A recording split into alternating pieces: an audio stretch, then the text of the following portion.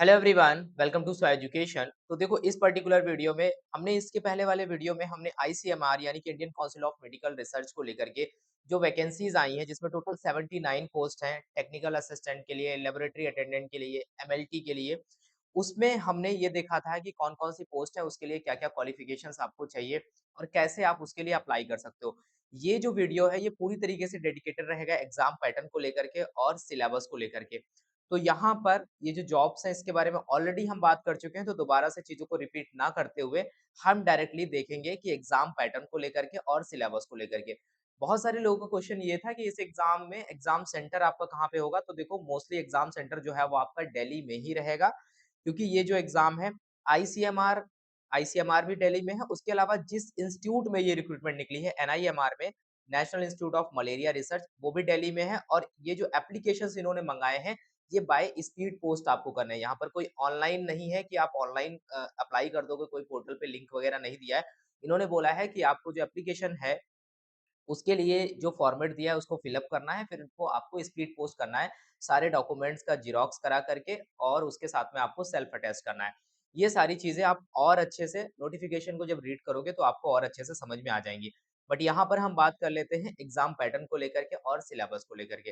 तो वीडियो को स्टार्ट करने से पहले एक इम्पोर्टेंट इन्फॉर्मेशन कि अगर आप चैनल पर नए हो तो प्लीज़ यार चैनल को सब्सक्राइब कर लेना, जिससे ये कुछ अपडेट्स या फिर वैकेंसीज़ आती हैं तो आप तक पहुँच पाएँ, specially life science, food tech को लेकर के, फूड सेफ्टी ऑफिसर को लेकर के, या फिर बायोटेक्नोलॉजी, जूलॉजी, इन किसी भी स्ट्रीम से अगर आप बिलॉन्ग करते हो। इसके अलावा आप हमसे जुड़ सकते हो इंस्टाग्राम पेज पर, और टेलीग्राम पेज को जरूर ज्वाइन करो, कुछ इंपॉर्टेंट अपडेट आता है तो वहां आपको मिल जाता है। तो अभी हम चलते हैं ऑफिशियल वही अपना नोटिफिकेशन देखते हैं, उसमें हम एग्जाम पैटर्न और सिलेबस को देखते हैं कि आपका सिलेबस क्या रहेगा। तो ये आप देख पा रहे हो, ये है आईसीएमआर एनआईएमआर का ऑफिशियल रिक्रूटमेंट का नोटिफिकेशन। इसको हम देख चुके थे, इसमें देखो टोटल नंबर ऑफ पोस्ट 79 है। हमने देखा था कि डिफरेंट डिफरेंट कैटेगरी के लिए या फिर डिफरेंट डिफरेंट टेक्निकल असिस्टेंट के लिए कितनी पोस्ट है। आज इसी नोटिफिकेशन में हम थोड़ा सा एग्जाम पैटर्न को लेकर के बात करेंगे। एग्जाम पैटर्न जो है आपका, वो कैसा रहेगा, कितने नंबर ऑफ क्वेश्चंस आपको देखने को मिलेंगे। उसके अलावा सिलेबस जो है वो यहाँ पर एक कॉमन सिलेबस है, उसको लेकर के हम बात करेंगे, जो बेसिकली जितनी भी असिस्टेंट की पोस्ट आती है जिसमें आपको देखने को मिलता है। तो यहाँ पर आप थोड़ा सा जब नीचे स्क्रॉल करते जाओगे तो आपको यहाँ पर सिलेबस जाएगा। तो ये आप देख पा रहे हो, ये है आपके सामने syllabus of written examination for technical cadre post. यहाँ पर पेज नंबर 18 आपको देखना है, यहाँ पर सिलेबस वगैरह दिया गया है। अब सिलेबस को एकदम वेल डिफाइंड नहीं किया गया है, एक-एक टॉपिक यहाँ पर मेंशन नहीं किया गया है, बट कॉमन सिलेबस है जो आपके हर लगभग गवर्नमेंट एग्जाम में जो जनरल एप्टीट्यूड वाला पोर्शन होता है वो आपसे पूछा जाएगा।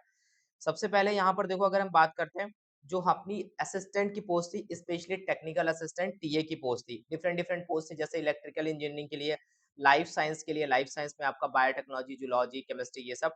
उसके बाद में आप देखोगे वेटनरी साइंस और फार्माकोलॉजी के लिए पोस्ट थी। तो यहाँ पर जो आपका पेपर होगा, उसमें देखो क्या होगा कि आपका ये पेपर जो है ये ऑब्जेक्टिव मोड में रहेगा। यहाँ पर आपके जो टोटल क्वेश्चंस आएंगे, वो क्वेश्चंस आपके 100 होंगे, ठीक है। आपका टोटल क्वेश्चंस का जो मैक्सिमम मार्क्स रहेगा वो भी आपका 100 रहेगा। इसके अलावा यहाँ पर ये बोला गया है कि the total duration will be 2 hour. 2 घंटे का आपका ये पेपर होगा। There will be a negative marking भी होगी। अगर आपका क्वेश्चन जो है वो रॉन्ग होता है तो 0.25 आपका मार्क्स जो है वो कट जाएगा, ठीक है। तो ये भी आपको ध्यान देना है। अब यहाँ पर देखो, सबसे पहले जो पोस्ट थी, अगर हम देखें तो यहाँ पर देखो, सबसे पहले तो एक कॉमन सिलेबस है। उसके बाद में यहाँ पर आपका सब्जेक्ट रिलेटेड यहाँ पर क्वेश्चन पूछे जाएँगे। तो टोटल अगर हम बात करें तो जनरल सिलेबस है, जनरल एप्टीट्यूड वाला, उसमें आपके टोटल जो क्वेश्चंस देखा जाए तो 60 क्वेश्चंस आएँगे 60 मार्क्स के।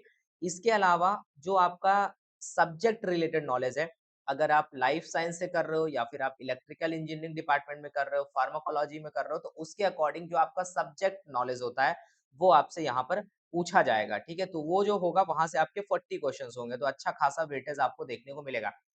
तो यहाँ पर आपको ये ध्यान रखना है, जो जनरल एप्टीट्यूड है, इनका जो कॉमन एग्जाम होते हैं, रेलवे वगैरह हो गया या फिर कोई भी असिस्टेंट के जो प्रीवियस ईयर की कहीं भी एग्जाम होते हैं, उनका जो कॉमन सिलेबस होता है, वही आपको यहाँ पर पूछा जाएगा, और बहुत डिटेल में डेप्थ में आपको नहीं जाना है, कुछ पढ़ना है। तो उसके साथ ही साथ जो सब्जेक्ट नॉलेज है, वो आपका जो ग्रेजुएशन का लेवल रहेगा, वहाँ से चीजें पूछी जाएंगी। उसके अलावा देखो यहाँ पर, जैसे कि बात करते हैं कि सेक्शन ए यहाँ पर जनरल इंटेलिजेंस एंड रीजनिंग है। तो रीजनिंग वाले पोर्शन में आपके 15 क्वेश्चन आएँगे जो आपके 15 मार्क्स के होंगे। उसके बाद में आपका सेक्शन नंबर बी है जनरल अवेयरनेस, जो कि आपका जीके और करंट अफेयर का पार्ट होता है। अब करंट अफेयर यहाँ इतना नहीं परेशान हो जाना है कि आपको बहुत पूरे-पूरे साल का एकदम एक आप करंट अफेयर पे ही सबसे ज़्यादा ध्यान देने जा रहे हो। आपको पढ़ना है, स्किप नहीं करना है। लेकिन जो करंट अफेयर आप पढ़ोगे, वो रिसर्च ओरिएंटेड ज़्यादा होना चाहिए। सपोज़ दैट कि अगर कोई भी आईसीएमआर, ठीक है? यानी कि इंडियन जो काउंसिल ऑफ मेडिकल रिसर्च है, इसके अलावा सीएसआईआर हो गया, ये जो भी रिसर्च ऑर्गनाइज़ेशंस हैं, जो बेसिकली हेल्थ को लेकर के या फिर बायोलॉजी से रिलेटेड जो भी रिसर्च करते हैं, मेडिकल से रिलेटेड कोई रिसर्च करते हैं, तो वहाँ पर अगर कुछ ऐसा करंट अफेयर में आपको देखने को मिल रहा है, तो वो आपको करना है। गवर्नमेंट की कोई स्कीम जो हेल्थ से रिलेटेड है, तो वो आपको करंट अफेयर पे फोकस करना है। तो करंट अफेयर बहुत ज़्यादा हो जाता है, तो यहाँ पर आपको उसका एरिया स्पेसिफाई कर लेना है कि आप जिस पोस्ट के लिए जा रहे हो, उससे रिलेटेड करंट अफेयर आपको पढ़ना है। ये बात आपको ध्यान देनी है। और जीके के लिए आप सिंपल जो लूसेंट की बुक आती है, उसको पढ़ लो, उतना इनफ होगा आपके लिए। क्वांटिटेटिव एप्टीट्यूड के लिए यानी कि मैथमेटिक्स वाला जो पोर्शन है, वहाँ पर जनरल क्वेश्चन्स आपसे पूछे जाएँगे, तो उसके लिए आप कोई भी बुक ले सकते हो। जनरल एग्ज़ाम्स के लिए जो होती है, वो आप वहाँ पर पढ़ सकते हो। सेक्शन डी की अगर बात करें, तो यहाँ पर जैसे कि इंग्लिश लैंग्वेज पूछा जाएगा, तो इसके लिए भी जो लूसेंट की इंग्लिश की बुक आती है, जनरल इंग्लिश की, वो आप पढ़ लोगे, इनफ है आपके लिए। अच्छे से पढ़ना है लेकिन आपको। सब्जेक्ट रिलेटेड नॉलेज आप किसी भी फील्ड से अप्लाई कर रहे हो, बायोलॉजी, जूलॉजी किसी से भी कर रहे हो, तो जनरल चीज़ें जो आपने अपने ग्रेजुएशन में पढ़ी हैं, वही टोटल आपको सिलेबस यहाँ पर देखने को मिलेगा। थोड़ा आपको लैबोरेटरी से रिलेटेड नॉलेज पता होना चाहिए कि अगर कोई जैसे कि एनआईएमआर है, national institute of malaria research है, और आईसीएमआर क्या है, Indian council of medical research, तो सारी चीजें उससे रिलेटेड है।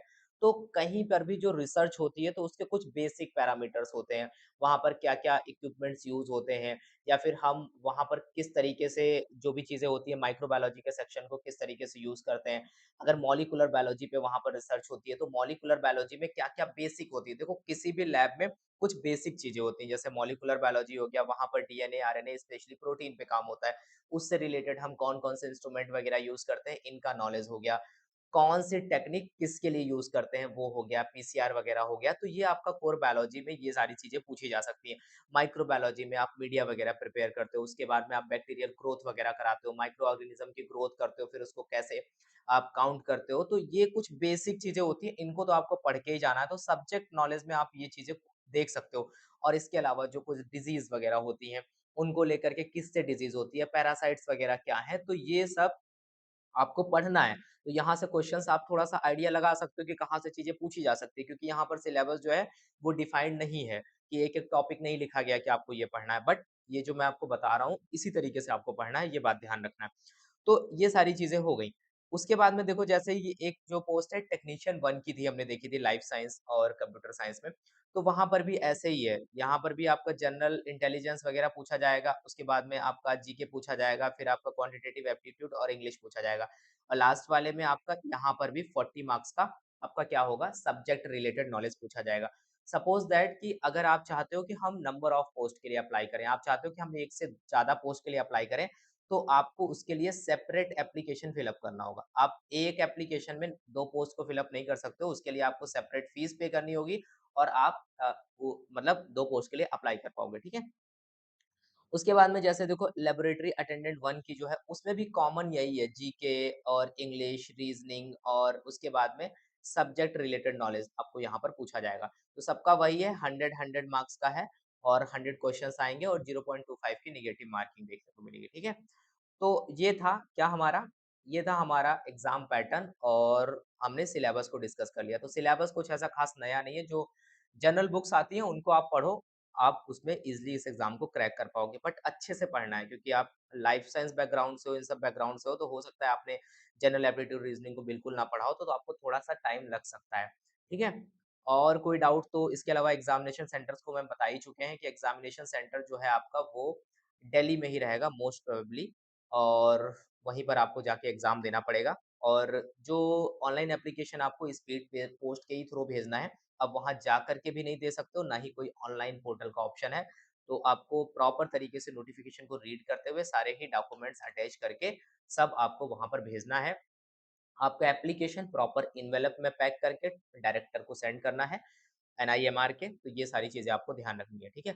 तो ये थी वीडियो छोटी-सी इन्फॉर्मेटिव वीडियो होगी आपके लिए, तो प्लीज़ यार वीडियो को ज़्यादा से ज़्यादा शेयर किया करो और लाइक करके ज़रूर बताया करो अगर आपको हेल्प हो रही है, तो हम ऐसे वीडियोज़ लेकर के आएँ। अगर अगर बेनिफिट नहीं होता है, तो बिल्कुल भी लाना बंद कर दें, वरना और भी हमारे पास में जैसे फूड सेफ्टी को लेकर के पढ़ाते हैं, तो वहाँ पर भी ऑलरेडी बहुत सारी चीज़ें रहती हैं। तो बट इस तरीके के वीडियो डालने से ये है कि बहुत सारे लोग ऐसे हैं जो नहीं एलिजिबल होते हैं वहाँ पर, तो वो यहाँ पर अगर जाते हैं, तो वो एक अच्छा करियर ऑप्शन हो सकता है क्योंकि सारी की सारी परमानेंट जॉब है, ठीक है?